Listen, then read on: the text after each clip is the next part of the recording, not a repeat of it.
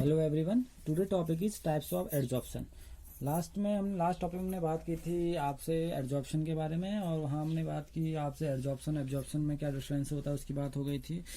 Mechanism जो आप देख रहे हैं, मैकेनिज्म का मतलब वही है जैसे मॉलिक्यूल कैसे अट्रैक्ट होता है, वो सब उसकी मैकेनिज्म है। अब हम टाइप्स की बात करते हैं, टाइप होता है क्या है। देखिए इसमें क्या होता है, इसमें दो टाइप की एडजॉर्प्शन होता है, एक को बोला जाता है फिजिकल एडजॉर्प्शन और एक को बोला जाता है केमिकल एडजॉर्प्शन। ठीक है ना। अब मैं आपको थोड़ा फिजिकल केमिकल एडजॉर्प्शन के बारे में बता देता हूँ। फिजिकल एडजॉर्प्शन में होता क्या है एग्जैक्टली, अगर आप बात समझेंगे। देखिए दोनों केस है तो एडजॉर्प्शन की। अब फिजिकल मतलब होता है इसमें वांडरवाल फोर्स से काम कर रहे होते हैं। ठीक है ना। वांडरवाल इसमें क्या करते हैं, फोर्स से काम करते हैं। ठीक। लेकिन यहाँ पर को जो काम करते हैं, यहाँ पर को करते हैं कोवैलेंट बॉन्ड, यानी कि यहाँ पर को आपके वांडरवाल बॉन्ड्स बनेंगे, यहाँ पर क्या बनेंगे, आपके कोवैलेंट बॉन्ड बनेंगे। ठीक है ना। तो इस बात को समझना, फिजिकल एडजॉर्प्शन में वांडरवाल फोर्स काम करते हैं। ठीक है।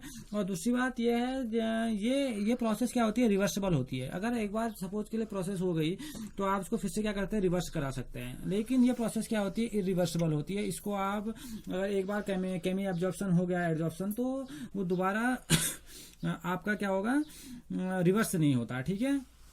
तो फिजिकल एब्जॉर्प्शन क्या होता है, ये एक वीक वांडरवाल फोर्सेस के कारण क्रिएट होता है। ठीक है ना। जिसमें इसकी एनर्जी बहुत लो होती है, लगभग इसकी एनर्जी 10 to 20 किलो जूल पर मोल तक होती है। आप हल्की सी हीट देंगे तो जो आपका फिजिकल एब्जॉर्प्शन है वो क्या हो जाएगा, वो रिवर्स हो जाएगा, यानी कि आप उसको रिवर्सेबल ला सकते हैं। ठीक है। और दूसरी बात ये स्पेसिफिक नेचर का नहीं होता। स्पेसिफिक नेचर का नहीं होता कहने का मतलब है, क्योंकि आप जानते हैं कि जैसे आपने सॉलिड की सरफेस में गैस के मॉलिक्यूल डाले। अब मैंने आपसे बोला ये प्रोसेस क्या होती है आपकी, ये प्रोसेस होती है वांडरवाल फोर्सेस की वजह से होती है। ठीक है ना। और वांडरवाल फोर्सेस क्या होते हैं, वीक फोर्स होते हैं, जिसकी वजह से ये जो फिजिकल एब्जॉर्प्शन होता है ये वीक इंट्रैक्शन को दिखाता है। और दूसरी बात ये डिपेंड करता है नेचर और एब्जॉर्बेट, आपने कौन सा एब्जॉर्बेट डाला है। जैसे सॉलिड के सरफेस पे जो आपकी गैस है उसका नेचर कैसा है। ठीक है ना।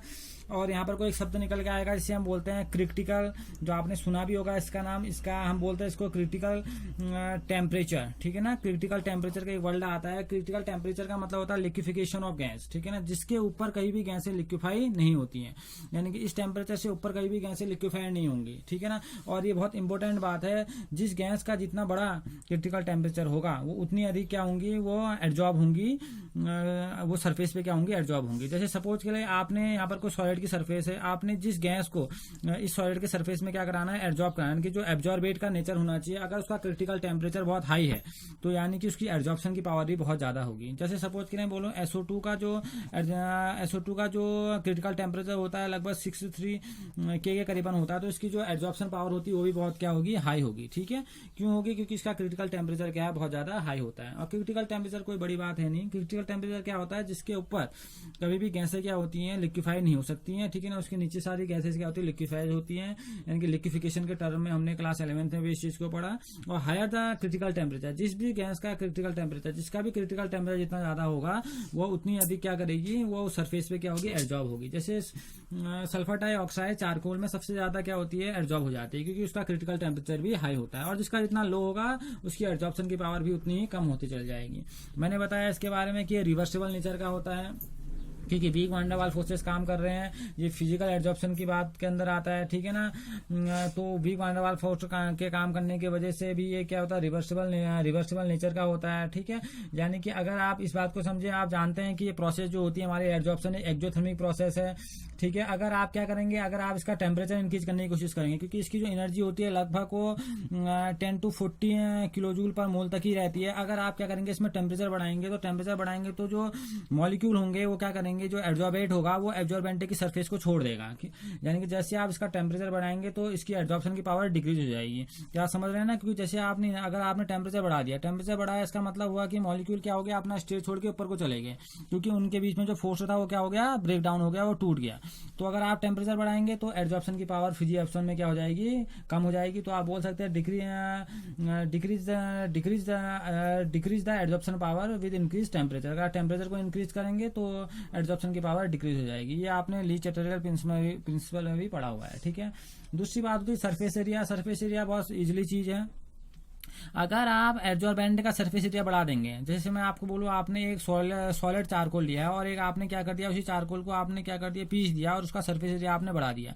अगर उसका सरफेस एरिया बढ़ गया तो क्या होगा, उसकी एब्जॉर्प्शन की पावर भी क्या हो जाएगी, बढ़ जाएगी। अगर आप कहेंगे the extent of absorption increase with the increase of surface area of the absorbent, अगर आपने एब्जॉर्बेंट का आपने सरफेस एरिया इंक्रीज कर दिया तो एब्जॉर्प्शन की पावर भी क्या हो जाएगी, इंक्रीज हो जाएगी। ठीक है ना, ये कुछ बातें हैं यहाँ पर को फिजिकल एब्जॉर्प्शन को समझने के लिए। अब जस्ट इसका अपोजिट होता है केमी एब्जॉर्प्शन, जिसे हम केमिकल एब्जॉर्प्शन भी बोलते हैं।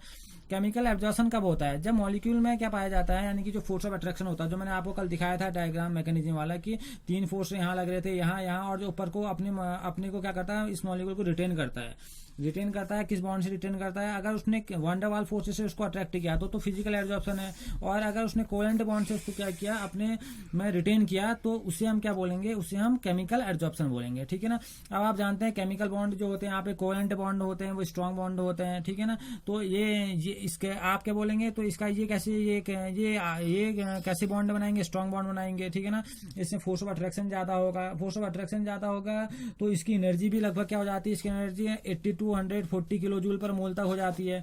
आपने देखा इसकी एनर्जी बहुत कम थी, लेकिन इसकी एनर्जी बहुत ज्यादा हो जाती है, जिसकी वजह से इसमें आपको क्या करना पड़ेगा, ज्यादा एनर्जी प्रोवाइड करनी पड़ेगी इस बॉन्ड को ब्रेक करने के लिए। और जब ये बॉन्ड आप ब्रेक करने की कोशिश करेंगे तो ये प्रोसेस रिवर्सिबल नहीं होती। ठीक है ना, क्योंकि जैसे आप सपोज के लिए आपने, क्योंकि केमिकल है ना, आपने क्या किया, केमिकल एब्जॉर्प्शन का मतलब है कोवेलेंट बॉन्ड है।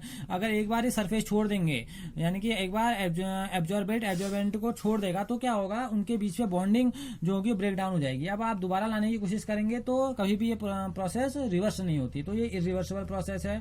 ये भी सरफेस एरिया बढ़ाने के साथ केमी एब्जॉर्प्शन क्या होता है, इंक्रीज होता है। ठीक है ना, दूसरी बात है ये स्पेसिफिक नेचर का है, इस वजह से स्पेसिफिक नेचर का है क्योंकि इनके बीच में केमिकल बॉन्डिंग पाई जाती है। ठीक है ना, जैसे सपोज के लिए आपने कार्बन और ऑक्सीजन को मिलाया और आपने कार्बन मोनोऑक्साइड बना दी, मैं एक खाली सिंपल एग्जांपल बना रहा हूँ।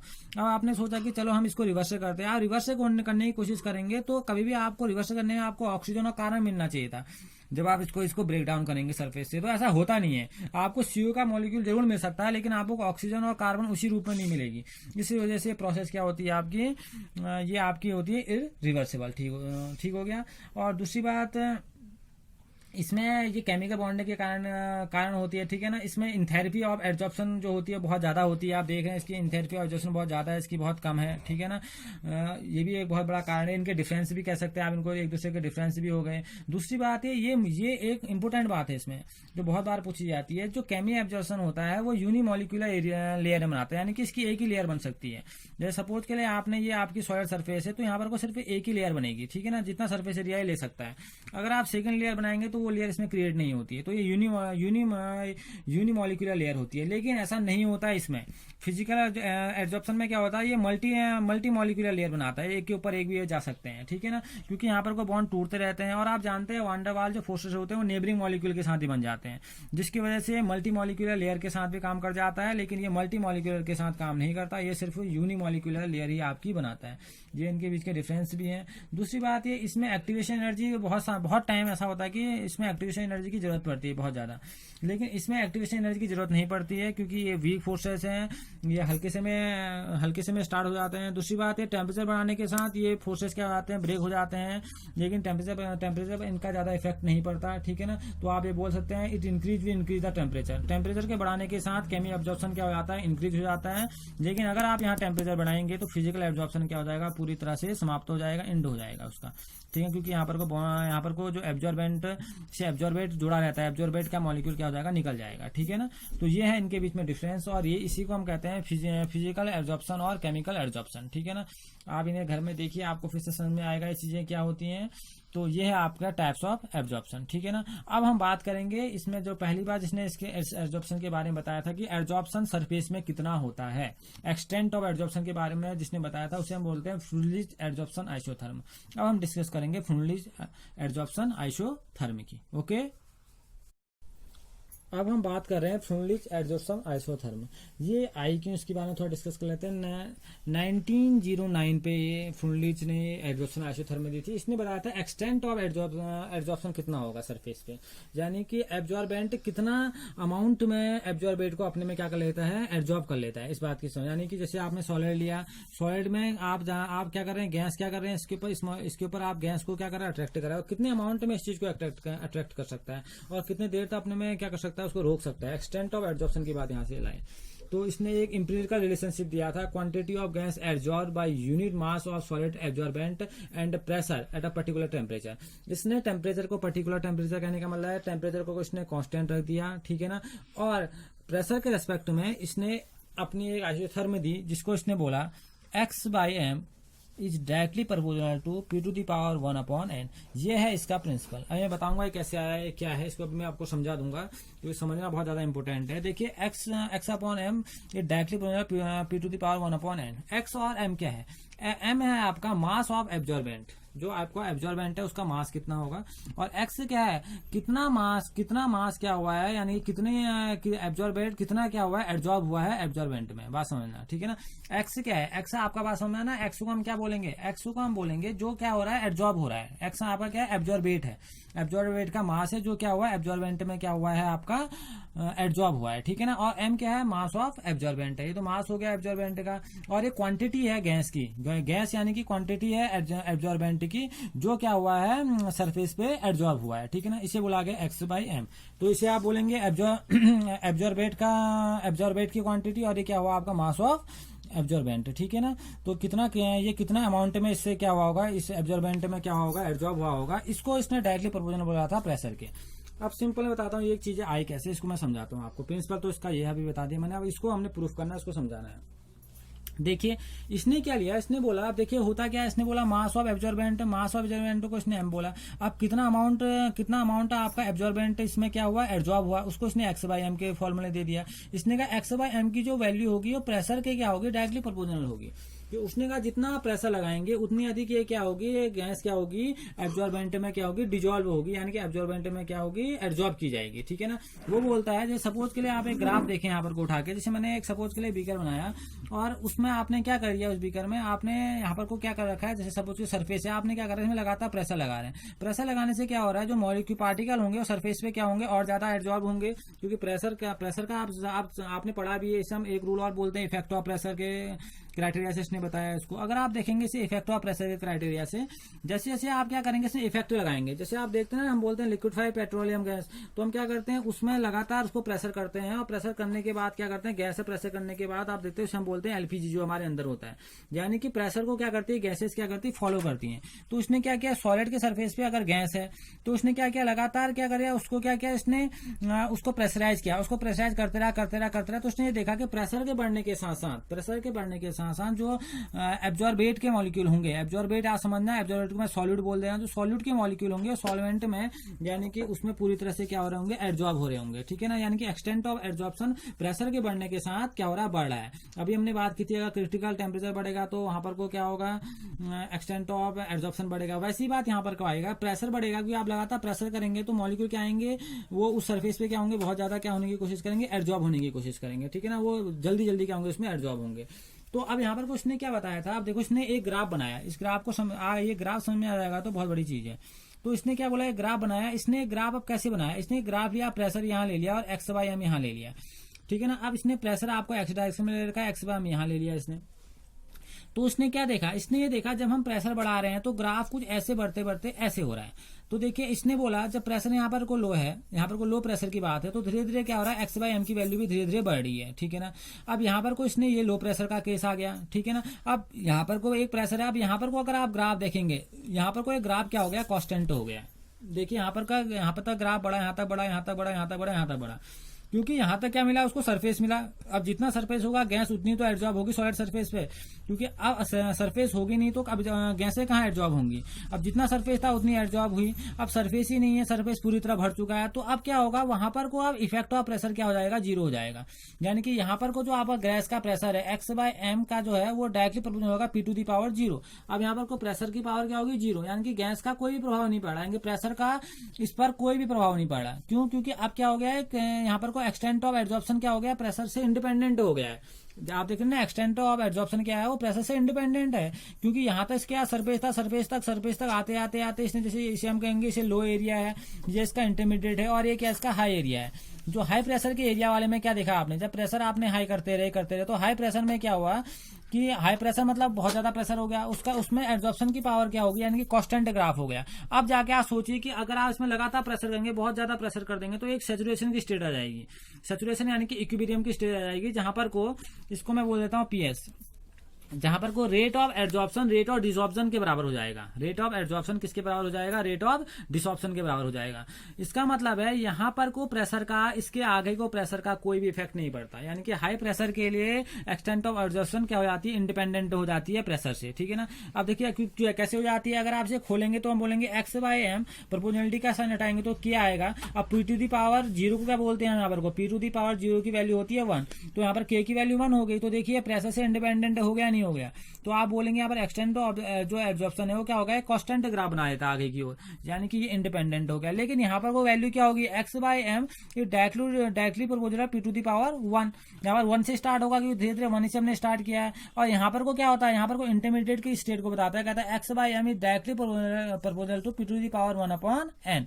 ये है आपका फ्रुनलिच एब्जॉर्प्शन आइसोथर्म, जो किसके लिए है, इंटरमीडिएट स्टेट के लिए। ना इसने लो के लिए बताया, ना इसने हाई के लिए बताया, इसने इंटरमीडिएट स्टेप के लिए बताया। और यही है इसका आइसोथर्म। देखिए कितना इंपॉर्टेंट आइसोथर्म है, इसको समझने की कोशिश करेंगे। तो देखिए स्टार्ट हुआ है p टू दी पावर 1, यानी कि ये प्रेशर पर डिपेंडेंट था जब आपने स्टार्ट किया। देखिए क्योंकि प्रेशर के बढ़ने के साथ साथ एक्सटेंट ऑफ एब्जॉर्प्शन बढ़ रहा है, क्योंकि वो सरफेस एरिया पर क्या हो रहा है, वो एब्जॉर्बेंट के सरफेस एरिया पर गैस क्या हो रही है, एब्जॉर्ब हो रही है। धीरे धीरे एब्जॉर्ब होते रही। यहाँ पर कुछ आगे पीएस पर जाके सरफेस एरिया खत्म हो चुका है। यानी कि अब आगे को केस कहां पर आ रहा है, एक प्रेशर इंडिपेंडेंट केस आ रहा है, क्योंकि यहाँ पर को प्रेशर का इस एक्सटेंट ऑफ एब्जॉर्प्शन पर कोई प्रभाव नहीं पड़ रहा। क्योंकि आप लगातार यहाँ पर को प्रेशर लगाएंगे तो एक बार सैचुरेशन की स्टेट आ जाएगी, तो उस पर कोई भी प्रभाव नहीं पड़ेगा। सैचुरेशन मतलब कि अब उस पर प्रेशर का कोई भी इफेक्ट नहीं पड़ने वाला है। तो यहाँ पर को एक्सटेंट ऑफ एब्जॉर्प्शन क्या हो गया, कांस्टेंट हो गया। तो वो बोलता है, तो वो कौन सी स्टेट पर बोलता है, वो इन दोनों के बीच की स्टेट बोलता है। तो वो कहता है इन दोनों के बीच की स्टेट में जो एब्जॉर्प्शन होगा वो क्या होगा, वो x/m इक्वल टू प्रोपोर्शनलिटी का साइन हटाएंगे k p to the power 1/n के क्या होगा, इक्वल होगा। इस बात को समझना, x/m equal to k p to the power 1/n के इक्वल होगा। और ये किसके बीच होगी इसकी वैल्यू होगी 1 और 0 के बीच होगी। देखिए 1 कहाँ, स्टार्ट आपने 1 से किया है और एंड कहाँ पर हुआ है, 0 पर हुआ है। किसकी वैल्यू, 1/n की वैल्यू। इस बात को याद रखना, 1/n की वैल्यू कहां से कहां तक वेरी करेगी प्रेशर के लिए, 1 to 0 क्या कर रही है लो प्रेशर के लिए 1/n की वैल्यू क्या होगी, 1 होगी। बहुत बार ये कंपटीशन में पूछा गया है, बहुत बार।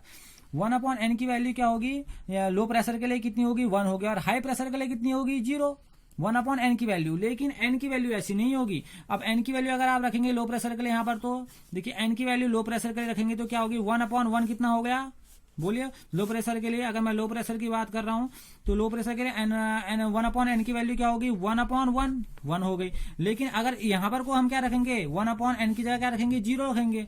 अगर देखिए इसके रख रहे हैं 1/n, यहाँ पर को 1/n है, यहाँ पर को n आ गया ना आपका, 1/n के लिए आप 0 रखिए तो कितना हो गया, 1/0 कितना होगा, इनफाइनाइट। तो n की वैल्यू कहां से कहां तक वेरी करेगी, n की वैल्यू लो से high, low to high pressure की बात कर रहा हूं मैं। हाई प्रेशर के लिए कहां क्या हो गया, इनफाइनाइट।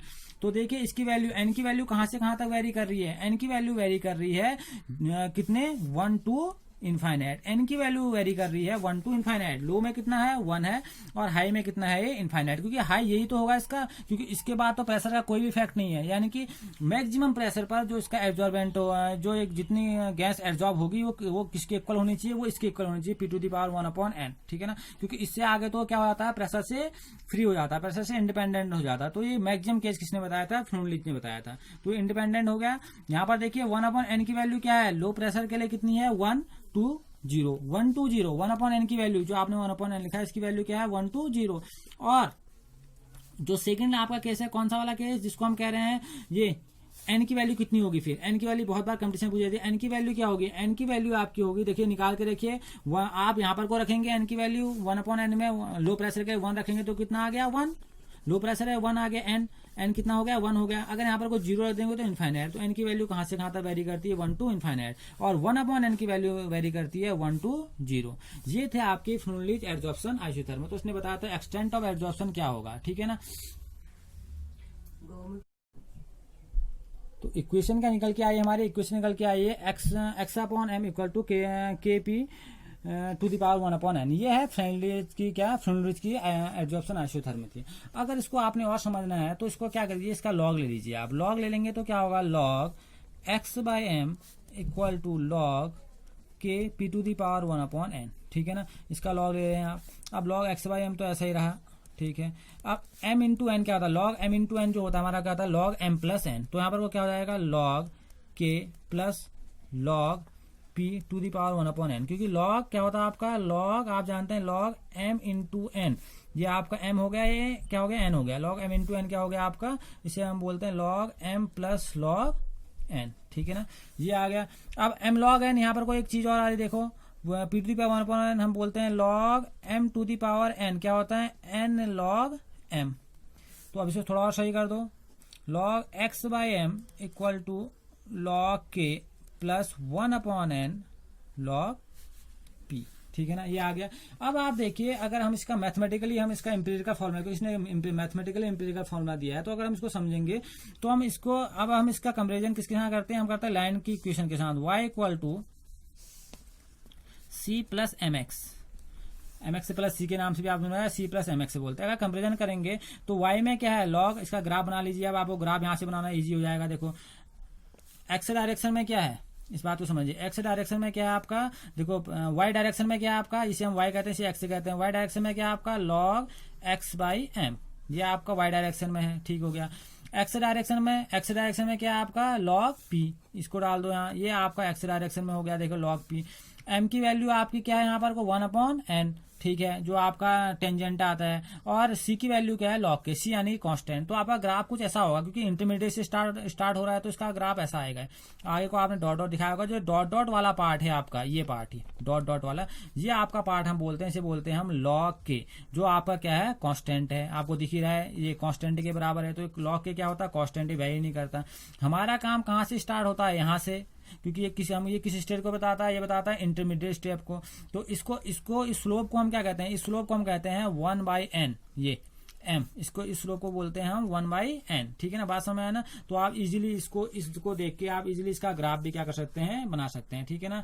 तो आप देख रहे हैं, इसी को बोला जाता है फ्लूइड एड्सॉर्प्शन आइसोथर्मल, ठीक है ना। जिसने बताया था कि एक्सटेंट ऑफ एड्सॉर्प्शन क्या होती है, प्रेशर की पावर 1/n के क्या होती है, इक्वल होती है, ठीक है ना। तो ये इसका फॉर्मूला था यहाँ से x/m it directly proportional to p to the power 1/n, यही इसने बताया था। यही है आपका फ्लूइड का एड्सॉर्प्शन आइसोथर्म, ठीक है ना। तो इस तरह से आप इसको रिप्रेजेंट करिए और इसको पढ़िए। ये हाई प्रेशर के केस के लिए लिमिटेड हो जाता है, क्योंकि हाई प्रेशर में क्या होता है ग्राफ कांस्टेंट हो जाता है और प्रेशर पर डिपेंडेंट नहीं करता, इसलिए ये हाई प्रेशर को ये एक्सप्लेन नहीं कर पाया था। तो ये इसका एक फेलियर भी है फ्लूइड एड्सॉर्प्शन आइसोथर्म का। ओके, ये होगी आपकी फ्लूइड की adsorption isotherm. Okay, thank you.